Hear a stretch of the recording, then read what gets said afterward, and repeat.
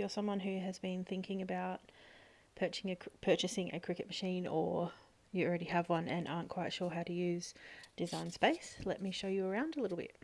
So it's an extremely user-friendly program, so they've ironed out a lot of the creases even since I signed up with it, and even since I've been using it, which is only a good couple of years.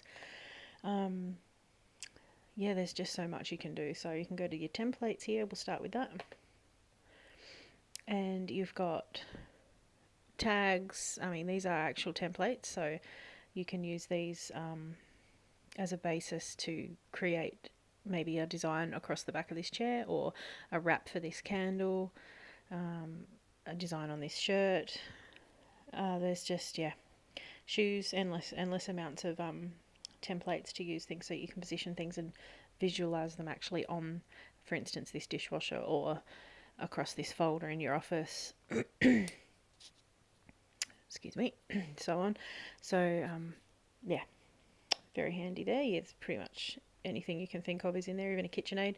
If you've got a KitchenAid and you'd like to make a decal for it, you can use this to size it up.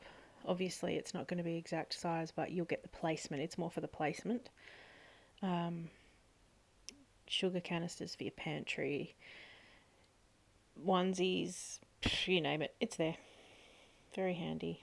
Then you can go into projects, and this is all the Design Space projects that are available for you to make.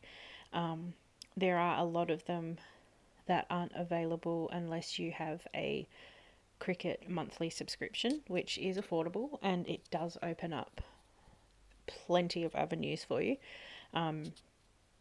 It means that you won't have to pay for some of the text options, the fonts, pictures, projects. There are quite a lot of things in here that are subscription only, so that will be frustrating if you don't have one. It's not a necessity, but it is going to open up the entire program for you. Nothing worse than finding something in here that you really want to do, only to discover that you can't because you don't have your monthly subscription in place. So I do recommend it. Right, so yeah, cards. These cards here, they're all doable on any machine, but the Cricut Joy does cards really well. It's just the perfect size. Has the card mat and everything, so the Cricut Joy is really good for those. It's just unbelievable the amount of projects in here that you can do. Really good for when you're practicing, so you don't have to think too much about the design. They're already there. All you have to do is get your head around the actual cutting function of the machine, and a few of the little features in Design Space. So these tumblers here are really cute. They're great for back to school and for your office, things like that. But you can use your Cricut infusible ink, or you can use sublimation inks if you have a sublimation printer. But a lot of the projects in here are good for either Cricut or whatever vinyl you use, HTV or sublimation, infusible ink. They're very versatile. They're not just for cutting vinyl, these projects. I could just sit here and scroll all day long. There is so many projects in here. So yeah, that's all them. You can go up here and you can choose your categories. So you've got ready to make projects, featured projects. The A on these means Cricut Access, excuse me, which is the monthly subscription. So you can see just by looking through this how many of these projects are actually only available if you have a Cricut Access account. So if you have a subscription, I think it's about $12-13 a month, but the amount of stuff that it opens up for you is ridiculous. So as you can see here, there's quite a few projects just here that are available without a subscription, but look at how many are available with a subscription. So you would miss out on all of those or have to pay for them. And when you think about it, you will purchase 3 or 4 different projects because you don't have an Access subscription, and before you know it, you've paid your monthly subscription amount just in 3 or 4 projects. So you may as well have the subscription and have access to endless amounts of projects each month. That's just my view anyway. That's just my opinion. Yeah, so that's all the projects, tons of them. Like I said, different categories. You've got animals and wildlife, pet tags, bookmarks, cake toppers, babies and pregnancy. So you'll have onesies and baby shower gifts and cards, cake toppers, so many booties. You can even cut fabric, so the Cricut machine will cut fabrics. So you've got patterns that you can use your rotary cutting blade for, which you do have to purchase separately. Some of the maker bundles come with them, but yeah, so you can cut all these baby designs. You can then sew them, so the Cricut machine will cut the pattern out perfectly. You can then sew them up. Burp cloths, little stuffies. Yeah, just the onesies. These will probably either be infusible ink, HTV, layered HTV, or sublimation.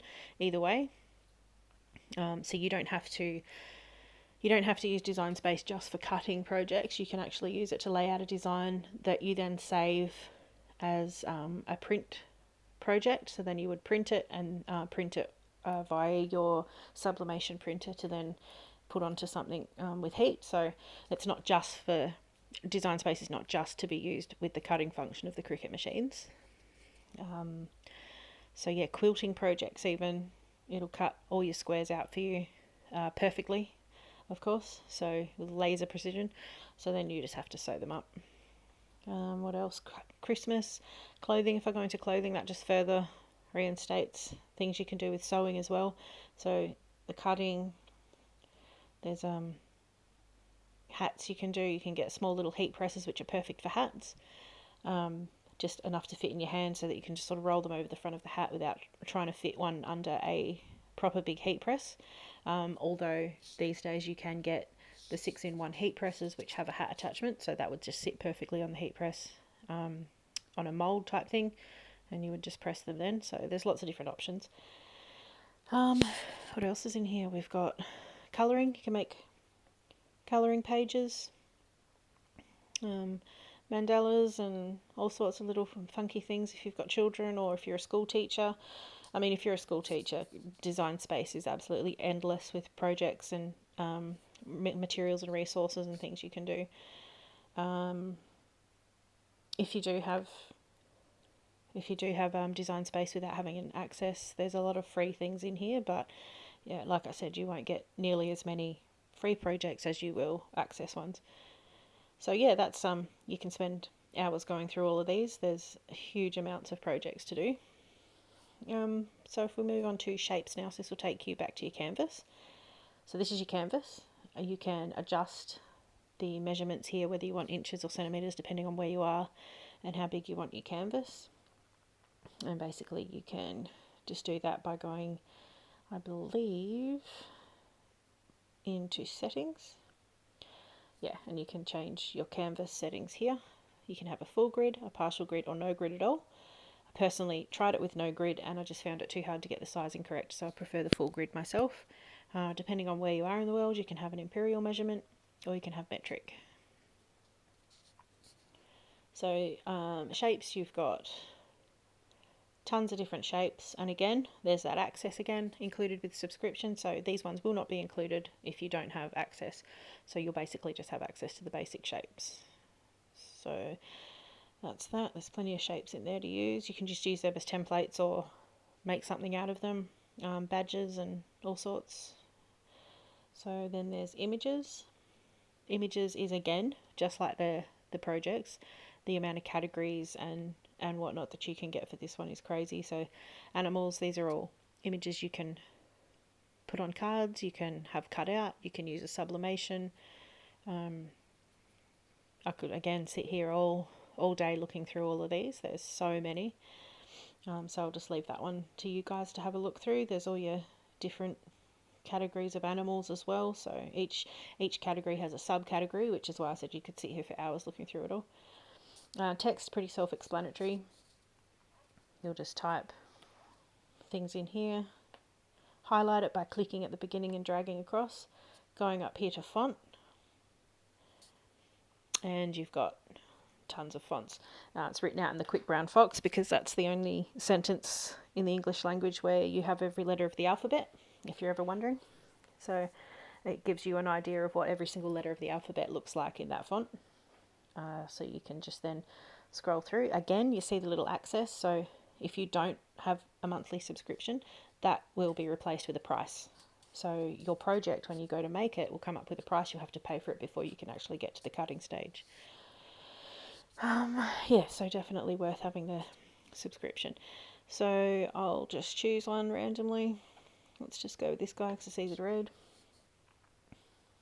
And it will change your font. You click on the word, you can drag it around your canvas. Obviously, clicking in the corners or on these points, you can drag them in and out. So while I've got this on the screen, I might actually just show you one of the other features up the top here, because this will just be a good example. Let's pretend that this was somebody's name. Actually, let's turn it into someone's name. Let's turn it into my name.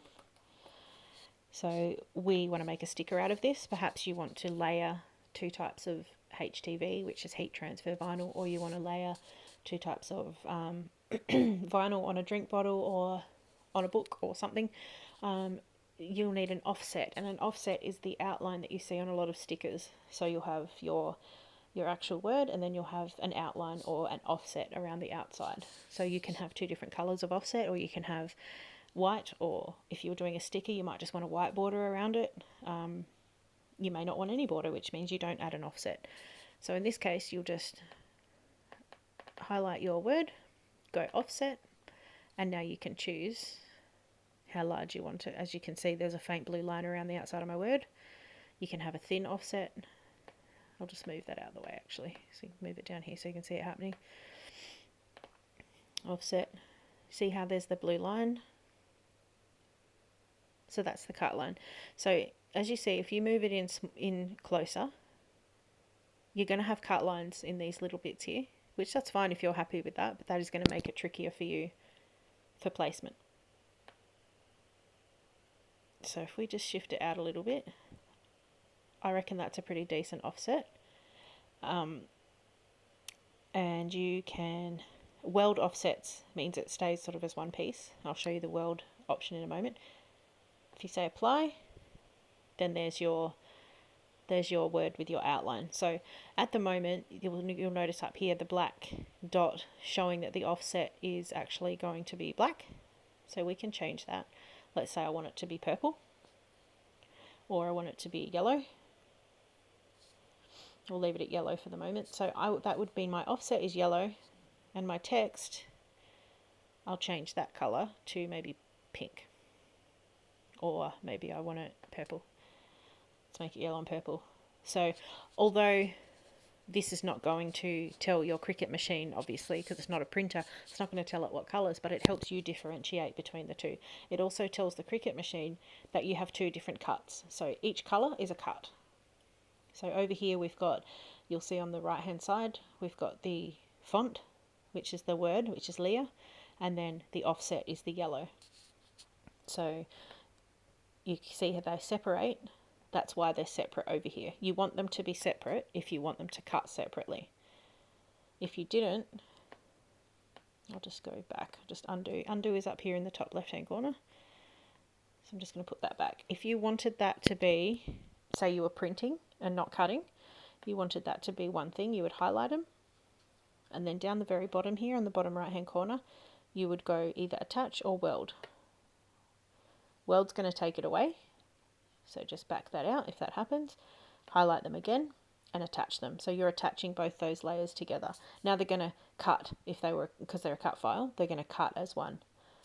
So now if you don't want that to be the case, you wanted to print, then you have to come up to this top corner here and go print then cut. And it's going to make it one thing. So that's not a good example really, because we've started as a cut file, but we'll do print then cut a bit later. So I'll just go back to a basic cut. I'll delete that. So that's the offset function. There's so many different functions on this though. Phrases. So you've got lots of different, thank you, happy birthday, all those types of things. Phrases, sayings, things like that. All different things you can use ready to go. You can put them on t-shirts, cards, whatever you want. Upload. So if you had a design that you've already created yourself, like here's some of mine. I've already created these for people's shampoo bottles. a logo for my husband's guitars, all sorts. They would be in here, ready for you to upload from. I use Procreate a lot, so I design them on Procreate and I can upload them straight to to the canvas. Canva is another one that I design things on. I upload them straight to Cricut Design Space, and then I can save them as an SVG, which is a cut file, or a print then cut. So that's the upload function. You basically just select upload image and you'll drag and drop from a file in your computer or grab it from a file in your computer. We'll go through that a bit later in another video. So monogram, this is quite obviously exactly as it says. Monograms, you can create those with initials. Modern ones, elegant, can make them handwritten, vintage looking. Lots of different things you can do with those. Again, this is an access function, so if you were wanting Cricut Design Space, that's fine, but you can't use the monogram section without having an access account. So that's that, and that's all the features down the side left hand, so they're all very self-explanatory. When you open them up, you'll know exactly what you're doing with them. Right, so let's grab two shapes, because I'm going to show you a couple of other little functions at the top. Two random shapes, I don't care what they are. So let's just put them slightly offset to each other. Now, if I wanted them to line up perfectly instead of just sitting here, you know, doing this for ages and hoping that I got it lined up and that it's going to cut exactly in line and blah, blah, blah. So you can highlight both of these and you can go to align and you want them to maybe center. You're going to push them together. We'll start at the bottom and go up. Then you want to align left, center horizontally. Hang on.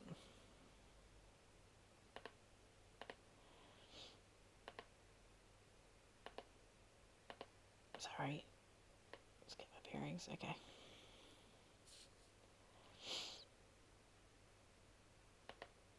Alright, so distribute is what I'm actually looking for, but it's not opening up for me. Distribute. So we'll go through that another time. But basically, you would go into a line and you would distribute horizontally or distribute vertically, and it would distribute them exactly in line horizontally or vertically, whichever way you chose. And it would make sure that they were dead in line. This is what I do when I'm making my stickers. So actually another thing while I'm doing it, so you can highlight them and you can duplicate. So you right click, duplicate. So now I'll make sure that's a little bit off. Now if I highlight that, now I've got distribute. This is what I wanted.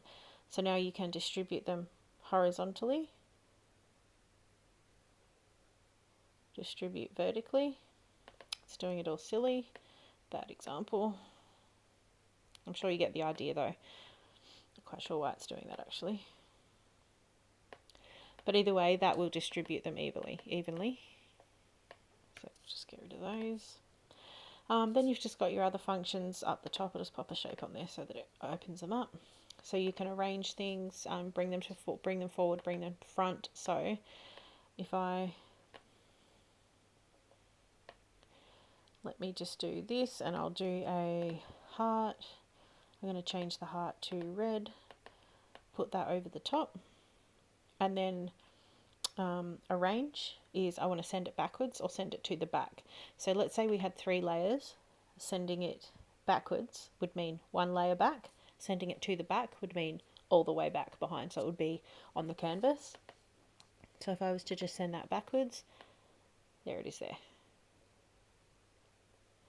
And then because I've got this first shape here, if I was to send that backwards, my heart shows up because it's now put it behind the heart. So that's how you do your arranging. Flipping is obviously very self-explanatory. It's not going to show up on this one because they're the same, but I'll do it with the heart. Flipping vertical. So that's very self-explanatory. Sizing, that's also very self-explanatory, so is rotating. Position, you won't need to worry too much about positioning because that just changes as you change this. As you see, it'll change the position. So yeah, that's very self-explanatory. I'll go through some of these other settings down the bottom. These ones down here, slice, weld, attach, flatten. I'll go through most of those in another video. I'll just quickly show you slice because that's probably one of the easier ones. So we can, I'll just flip this back the other way. Right, so let's say I wanted to cut this heart out of the middle of this. Excuse me. I would select both and then I'll go slice. Now I've just sliced a big hole, you can't tell until I move it. I've sliced the heart out of the center. So you would then remove the base, the base shape that you just used to slice, and then remove the piece. So now if I wanted to, I can put that straight back in the middle, or I can use this as two different cut files for layering. So instead of having that shape whole and then layering a heart straight over the top, I can cut it out so that this fits perfectly in there, and I've got full contact on the fabric. If it was a t-shirt, I have full contact on the fabric with all the HTV instead of the HTV being on top of the HTV because I didn't cut a piece out. So then you can just backspace on that and get rid of it, and you've got your two pieces. So you could also do it again and cut a little piece out. Slice, and it's come out of there. Remove all your pieces, and you've sliced it all up. So it literally is exactly as it says. It's slice. So yeah, that's that one. So then let's just say that you were going to make this. This was some weird and wonderful little project you were going to make. You would then click make it at the top. It might not go too far with me because I haven't got my Cricut hooked up to it at the moment. So because you've got two different colours, this is what I was saying before, because you have two different colours, you have two different mats. It's differentiated between the two cuts by the colours. So you can then position on your mat where you want this to be. You can even change the size.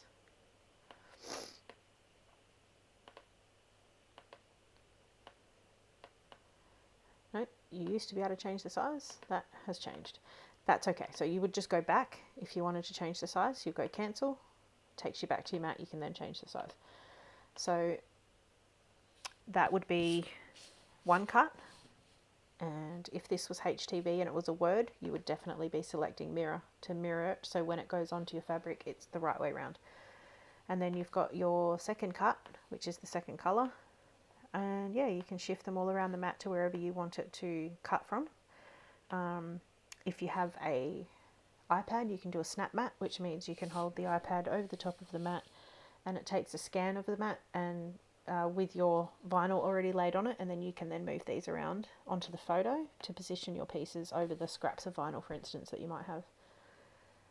So then once that's done, you press continue, and again it's trying to hook up to my maker, which I don't have out, so won't go any further than that with the make process.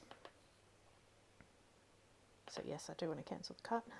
So yeah, that's the basics of Design Space, but although it seems simple, it's unbelievably mind-blowing what you can do with these functions and with these resources. It's just amazing the designs that you can come up with. Just get creative with it, and you can be so unique, or you can practice with just what's already there. Yeah, I love it. There's just so much you can do. You could honestly spend weeks and weeks and weeks and weeks using it and still not do everything. The world's your oyster, basically. Whatever you can come up with, you can find a way to create it, and your machine will do it. It will do what you tell it to do. So yeah, I hope this has been helpful for people who haven't had a good look around Design Space, or people that haven't used it before. So highly recommend Cricut, and this is not sponsored, by the way. I just love my Cricut, but highly recommend all of it because it's just so easy to use. It's not frustrating. It's straightforward, which means you can enjoy what you're doing. The designs are endless. The possibilities are endless, and it's so satisfying to see the machine cut your design that you've just created. You keep it forever, it's saved in there. You can duplicate it, you can redo it over and over again in different colours, different fonts, different ways. It's just, yeah, it's great fun. It's a really, really good hobby to have. And some people turn it into a business. So as you can see, there's plenty here that you could sell. So yeah, go for your life, enjoy. If you do want to sign up with the Cricut Access, I'll put a link in the bottom in my description here for you to head over to Cricut and sign up. You can do it if you've already got an account, or you can create a new account and get the Cricut Access with it. Either way, I'll just make it easy for you, and I'll just put it in the description because it's definitely worth it, and I really just want you to have the full potential of the program. So yeah, enjoy. Thanks very much for listening to my waffle, and yeah, hopefully I'll see you again soon. Bye.